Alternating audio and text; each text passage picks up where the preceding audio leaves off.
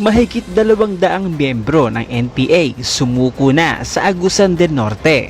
Ang buong detalye, tutukan. At kung hindi ka pa nakasubscribe, ay subscribe ka na sa aking channel para sa marami pang updates. Mahigit 200 miyembro nga ng NPA ay sumuko na sa Agusan del Norte.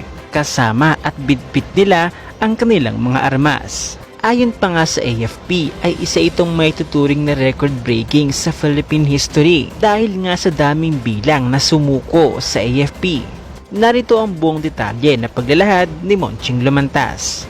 Mob mentality. All persons ought to endeavor to follow what is right and not what is established, Aristotle said.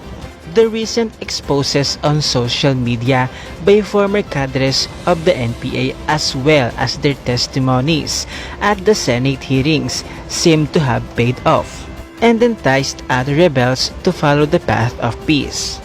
On Tuesday, 24th of November 2020, more than 200 underground supporters of the Communist NPA surrendered to the Army's 23rd Infantry Battalion in Barangay Camagong, Nasipit, Agusan del Norte.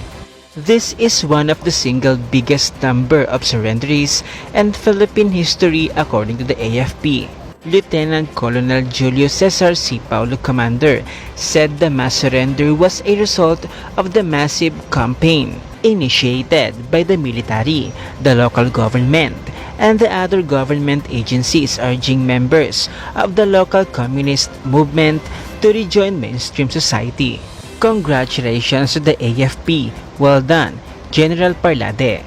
Unti-unti na ngang kumakalas ang mga miyembro ng mga NPA dahil nga sa unti-unti na rin nabubunyag ang kanilang tunay na layunin. Ito nga ay ang kalabanin ng gobyerno. Salamat na lamang sa mga miyembro na maagang sumuko.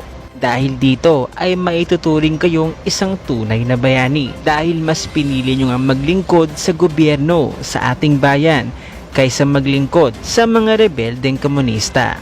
Habang maaga nga ay gawin na natin ang tama upang sa huli ay hindi tayo magsisi. Anong masasabi mo sa naging balitang ito? Mag-iwan lamang ng comment sa baba, huwag kalimutang mag-like at syempre mag-subscribe para sa marami pang updates.